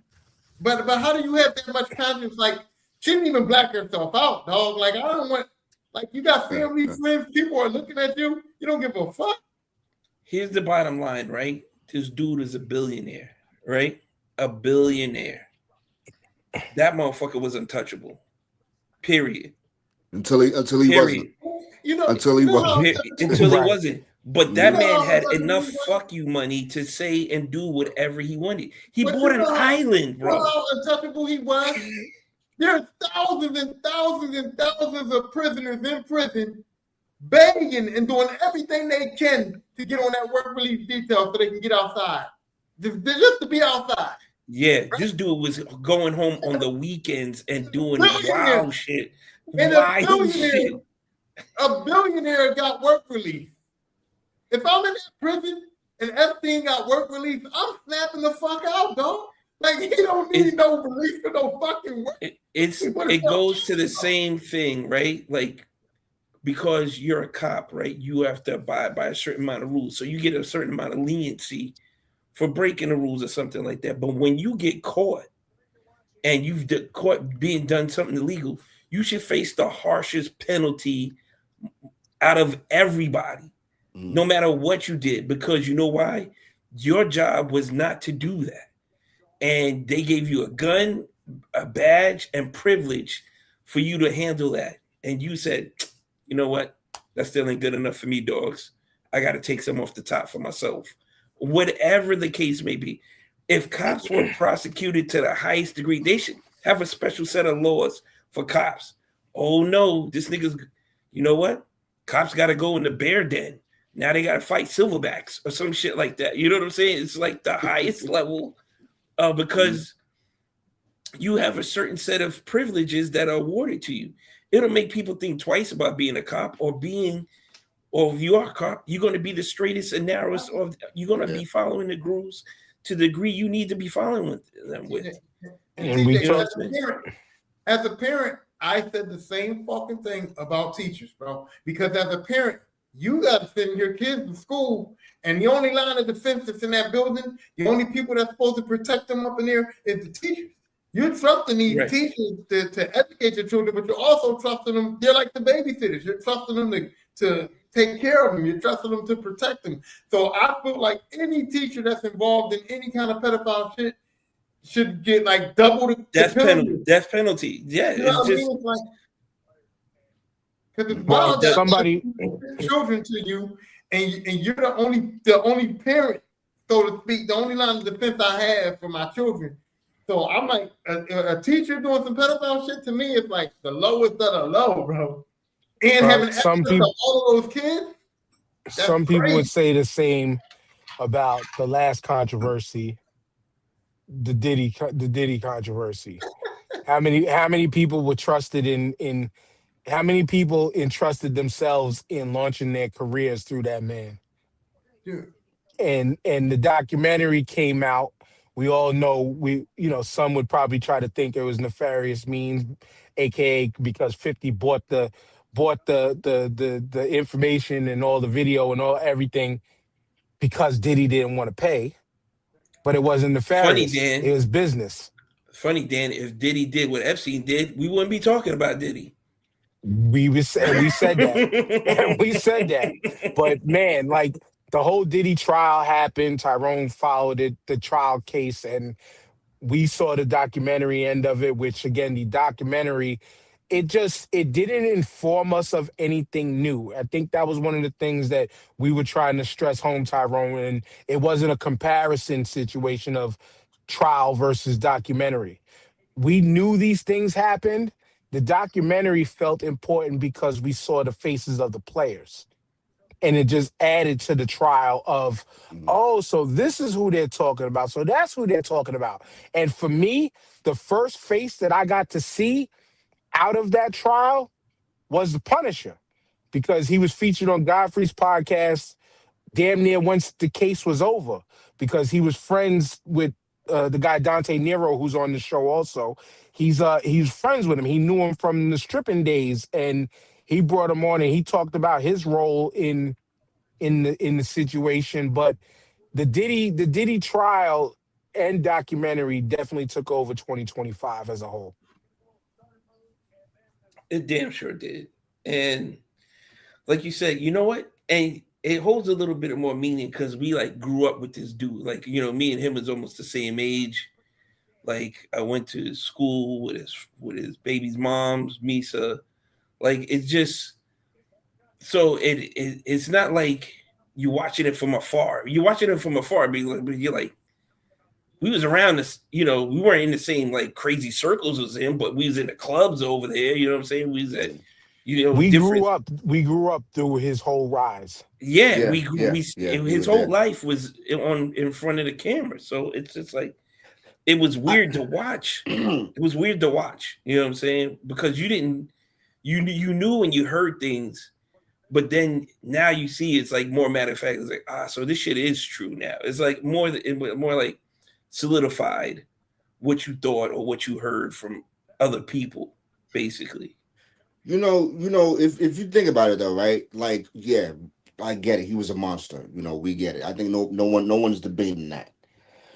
But as I said when we first spoke about it, if he had done right by these people and paid everybody, but they were supposed to be paid, there would have never been a documentary.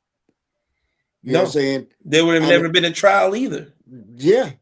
Yeah. Well, I still think that the Ciroc arrangement had something to do with it. I think that's what led to the beginning of the dominoes falling. Yeah, the dominoes, exactly. With Cassie, the Cassie video and all that. So that part might have already. Well, yeah, it would have happened. It would have happened. Well, but yeah, if he had done right by people, for one, there would have been nobody would have done this documentary. You know what I'm saying? Craig Mack's wife, and with the whole $100, and Mark Curry, and the boy and the Lil producer. Rod, Yeah, Lil yeah. Rod. Little What? the boy who didn't know who didn't know he Which is liked a The boy who crazy didn't know name he knew him when too you much. think Yeah, about no when you exactly, think man. about it after talk about I woke up sore the next day. Like to What? have the name Lil Rod is AO right now. What? Yeah, very AO. I would have What been in What? up, that. I would Tyrone? been at first train smoking. First of all, like, yo, you went to work after that? Like, nah, bro. You can't What? tell me you ain't like it. You What I wasn't getting find, paid. what I find to be so egregious to me is that Diddy was burning people over chump change. Like Day 26 put out one platinum album, right? He could $1 million could have cleared all that shit up with them. And Yeah. and Diddy was a billionaire. $1 million is chump change to him. And then to find out that Kalina asked my man for $5 grand, $5 grand. $5 grand to Diddy is nothing. And he was like, nah, baby, I'm not gonna be able to do it. Like $5 grand, you can't give somebody who made a platinum album for you. Like that was the thing. It was like Diddy, you didn't even these people wasn't even asking for a bunch of money. They You was know asking why? And you still turned around and asked them for help. yeah, but I'm You just saying, know. like, you're going through this because you fuck people up over stuff that I would give a bum. Like I give out more than that on the street to fucking homeless people, and you stuck to your guns that bad over chump change in reality. You know what I'm saying? Yeah. But my whole thing is there shouldn't have been a trial because you charged Diddy with things that you couldn't convict him of. You charged him with a RICO, and his whole There was RICO no team Rico. was the Yeah, there's no victims. Rico. There was no RICO because all of his workers, all of the people that were the gangsters, all of the people that were involved in the criminal activity was the victims. So you couldn't charge Diddy with RICO without charging Cassie, without charging the drug dealer, you had to charge everybody. Diddy did not run a criminal organization. Diddy used his victims to commit crimes. That's what he did. And so I was like, how are you going to get this man on a RICO? You cannot, because you would have to charge Cassie. You would have to charge all the people that testifying to the RICO were the people who was doing the shit for him, which literally made no sense. True indeed, true indeed. But that case definitely shut down the black space for a little while. Not shut it down, but it had us active. It And had a lot of and people active.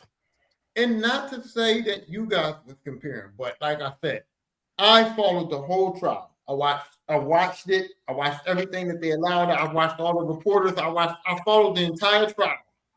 And when I say that, I don't understand like Marlon Wayans and all of these people, and everybody that came out and said, "Oh, 50's kicking the man when he's down," in that documentary he should have did it, and it was so terrible. And I'm just like, the trial was 100 times worse than anything that was mentioned in that documentary, and nobody cared. But as soon as 50 puts out a documentary, we want to talk shit. We want to say don't kick a man when he's down. I'm like, no, kick the shit out of him. Because that trial was the stuff they said in the documentary wasn't even like nowhere near as bad as the shit they were saying in the trial. So I'm just like, how is this egregious?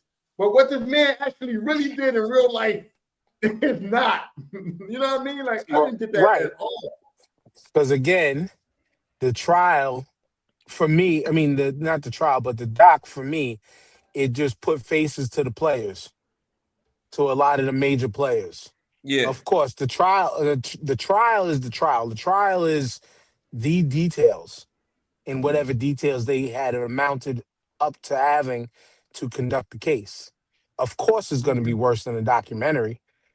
Of course, it's going to be worse than a documentary. Yeah. The other thing that I found extremely disturbing as a father of I got all girls. I got 5 fucking daughters. And as a father of daughters, to see Diddy's daughters come to that court every day and listen to that shit, and to have them go to the judge and ask for leniency for him after these young ladies listen to what he did to these women. I don't understand that at all. I would never. It's the hypocrisy. It's a hypocrisy for you. It's like you heard what he did, right? Yeah.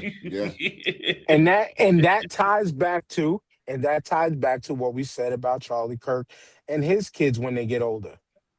Because again, if you want to think of them as possible logical thinking human beings, we're gonna sit back and think, damn, my dad was like that. But then again, we see what their mama's doing, so they might be being raised like, yeah, what their dad did was okay. Do they And so disown the whole family when they get older? Like, how does that Right. work, bro? Nah, Right. they're gonna be raised in that ideology. So they're gonna be lockstep with what's going on now. You know. Right. I don't know. And You know what? not saying Diddy's daughters are going to be that way. I'm just well, bringing yeah, it no. up on the comparison of we have kids of an older age who've witnessed and seen what their dad went through or was told a certain thing in the household in a certain light, and they're of age to be able to be like, nah, dad, like you're saying, Tyrone, like how could these kids stand by when it comes to stuff like that? But it's like, nah, dad. Diddy's daughters went and pled for leniency. So Right. I don't know what's wrong with them. Like Well, you said, Tyrone, they felt like they had to. it's their dad. Yeah. Right. But It's their dad, man. Listen, man. At the end of the day, it's their dad. I've done some shit, and my daughters know about the shit that I've done. But certain shit, man, I would just tell my daughters, go ahead on and leave me alone. Don't even speak to me. You don't have to worry about cutting me off because I'm cutting you off because some shit you just can't come back from. Like I don't. We ain't going there. We ain't going there. I would expect my daughters to be like, yeah, that's still dad, but I would expect my children to cut me off. I would expect it. I would never act like that, but I would expect it. I totally would expect it. You know what I'm saying? Especially, again, we're talking, like you said, daughters. Like, most of the violence was against women. Well, and men in this case, too. But most of it was against women. You know what I'm saying? Like, I would expect them to not. You know, my wife would be the first one to, and then my daughters would probably be in lockstep. And I would say, rightfully so, if I was that level of a monster. I'm not. I just want to put a quick side note out there that if Tomlin keeps his job after what I'm looking at right now, the NFL should be investigated. This shit is a joke. They getting whooped now? It's 30-6. Yeah. Hey man, listen, man. I'll take Tomlin as head coach and Rodgers as quarterbacks coach, man. No. You're going too far. Well, that perfectly segues us into a decent year in sports. I know good year for me because my Philadelphia Eagles capped off in a fucking wow. Again, top 5, not number 5, 4, 3, or 2 defensive performance in a Super Bowl. The LA Dodgers pulled off one hell of a World Series. True indeed. Who else won out there in 2025? The Pacers lost to in a game 7 against OKC. Yes. Where there was an injury away from maybe possibly upsetting OKC. Mm-hmm. You know what I'm saying? And the Knicks had a phenomenal year as well. We can't just like gloss over that. I mean, it's the first time. And like, you know, I don't Tyrone, this fucking guy. I'm trying to find phenomenal. He got. See, we left him alone because he got Nick's orange on right now. But we didn't need you to take the coat off because we could see you. Losers. Go back to the dashiki background you had, bro. Mediocrity. Losers would call what the Knicks had a phenomenal year. So I'm not mad at it. Y'all, it was phenomenal for the Knicks. You're right. I can't lie. Yeah, we're not the Lakers, bro. We don't We have won the cup. We 17 won the chips. cup last year. We won You know Yeah, what I'm saying? we won the tournament cup last year. no, I mean, good. The whole That's fact. good. Congratulations. We so I proud of you. mean, I know you're not proud of your Lakers right now. You know what I'm saying? The Um, past few years, or your, I mean, even your Redskins last year had a phenomenal year. I, You know I, what I'm saying? I They agree. went further than what you expected them to go. Absolutely. Absolutely. Yes. And now I think I that mean, they but should that was a mediocre season, though. Still, you know what I'm saying? what was a mediocre season? For the Redskins, I It mean, was for not the mediocre. Commanders, They went to it the was NFC mediocre. Championship game. How was that That was mediocre? mediocre, bro. I mean, the Knicks went to the Eastern Conference Finals. How's that mediocre? Because they're a mediocre team. When Washington's mediocre, And the Commanders are not.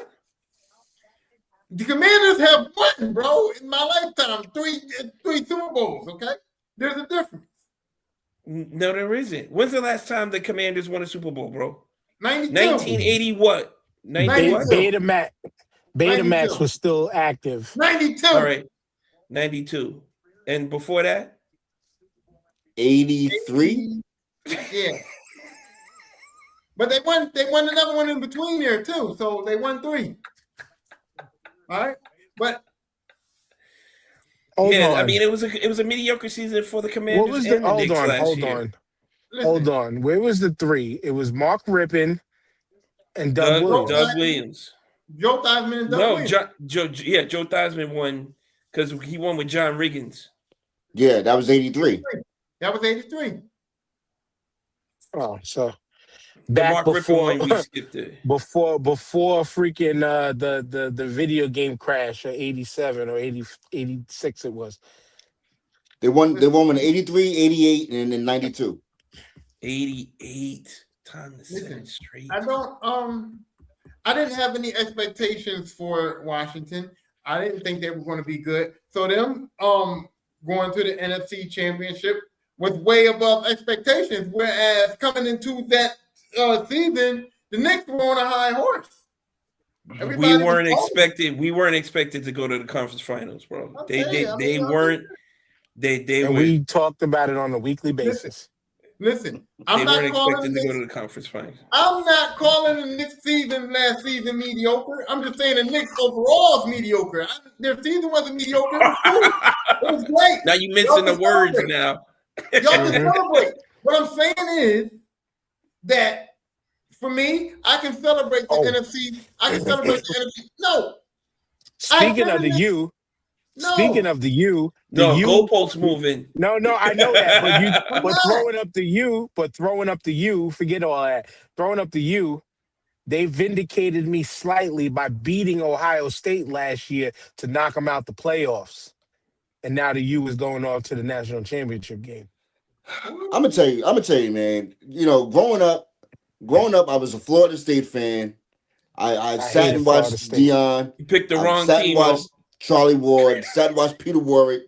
You know, then I shifted over towards Ohio State. So, okay, the U, I always hated the U. I respected them. You know what I'm saying? I respect everything they brought to college football and to the culture and everything. But it's like, God damn, all right, man. So, all right, this is your year. And what's crazy is that they're playing at home. I loved it. I loved it because I hated Ohio State, part because their uniforms replicated my high school's uniforms, so I disliked that. And then, 2001, Maurice fucking Claret. Yeah. And at that time, I had a homegirl. Shout out to my friend Lynette. She was going to Ohio State at that time, and I was just like, and she used to say like fucking Maurice Claret really was walking around that campus like he was the biggest shit in the fucking world. But the U, I've always been a fan of the U. I developed a fandom for LSU later in life because, as I always say, LSU was one college that used to randomly send me mails like saying, come to check out our university. So I grew a liking to that because, hey, you showed interest in me. But I was always a fan of the U, and it felt good to see them beat Ohio State last year to go into this year's playoffs. I don't know, man. Indiana is steamrolling cats, bro. And all right, and so now that's my thing. So now Indiana, I don't like Indiana, right? Because the head coach just comes off way too cocky for me, right? He makes Nick Saban look like a fucking saint. You know what I'm saying? Like this dude Signetti, man. I'm like, God damn. Like, we And we this is know like come his next real year. coming out party this Well, that's season. what, Like Was that? I said, this is like his real coming out party this year. But come next year, then nobody's gonna remember Indiana. They're not gonna have they're Right. not gonna bring back the same team next year. Nah, Right. half them team is going pro, bro. And that defensive line is crazy. that's I mean, why they They put a are. whooping on Oregon, and I can't stand Oregon because I feel they're a bunch of cheaters any goddamn way. I'm saying. So you know what I'm saying? You, Like you was happy with that result. They cheated against my Ohio State last year. So I anytime they lose, I'm all for it, man. I love Indiana only because that coach is cocky. That's right up my alley, bro. I feel like if you got it, you flaunt it, you spit your game, you talk your shit. That's what you do. So Take listen, that. when you out here busting ass, you gotta be nice. You ain't gotta be politically correct or none of that. You get on that podium and you talk that shit, bro. If you walking it, you can talk it if you walk it. And they walking the shit out of everybody. So yeah, They are dog walking this shit out of everybody in the playoffs. I don't mind it at all. Well, we'll see because I remember when that Cam 18-year-old running back in Miami right now, that boy is fucking balling. Hey, when Cam Newton when Cam Newton that 1 year was running the score up and Carolina was acting all cocky and doing that shit when they ran the score up, yeah, he had to humble himself when he didn't want to get that fumble in the Super Bowl. But before that, he said, listen, if you don't like it, stop it. And that's how I feel too. If you don't like it, do something about it. Until True that indeed. fumble, then I turned my head, act like I ain't know Cam. Turned on him real quick. As my name says with Tyrone, Oh, it was man. all good just a week ago. Celebrity overnight. That's how you are, Tyrone. It was all good just a week ago, and it was all good just an episode ago. But this was a good one, man. I'm glad we knocked this shit out finally. Yeah. Late night. 2025 for me, again, it is what it is. But we made it. We here to 2026. On to bigger and better things. Hopefully, this year, events that I've been planning in my brain for the longest, finally come to fruition this year to make us, it's going to put HHDG and the Star 5 on the map, especially within this culture of hip hop. But yeah, man, 2026, I'm already, especially because of my mental health journey, I'm already off to, I think 2026 is going to be a lot better because I think, I just know 2026 is going to be a better year than 25, y'all. But we done. Oh, you know what to do. Yes, sir, man. Great show, man. I love it. We even though things could have been better for you, man. We showed that 2025, man, was eventful. I guess in a bigger picture and with this whole Diddy and Epstein and all, it was fun to rehash that again, man, and share our thoughts again and different views. And so yeah, that was cool. You know what I'm saying? I'm looking forward to another year with y'all. Like I said, I know this year is gonna be better. Yeah, man. Shout out to the listeners, shout out to the viewers, shout out to my boy Jamal who's not here. That's it, man. Pass it off to Tyrone. Yeah, 2025 was good, man. Just like I said, I had some lows, but when you get down, you can only go up, right? And 2026 is starting off cool. NFL playoffs has been fire. Speaking of fire, I want to see what happens with the boy tonight. He didn't want to take Shador. He didn't want Shador Sanders, right? He wanted Aaron Rodgers. So yeah, they're going home again. 0-7 in the playoffs. 0-7. So if Mike Tomlin keeps his job, then 2026 is going to be a little sad for me. But it's like no. Yeah, man. 0-7 in the playoffs, but with a more recent Super Bowl than the And I got VHS tape. not more recent than hardball. Anyway, I finished my screenplay and I finished Oh, another book, nice.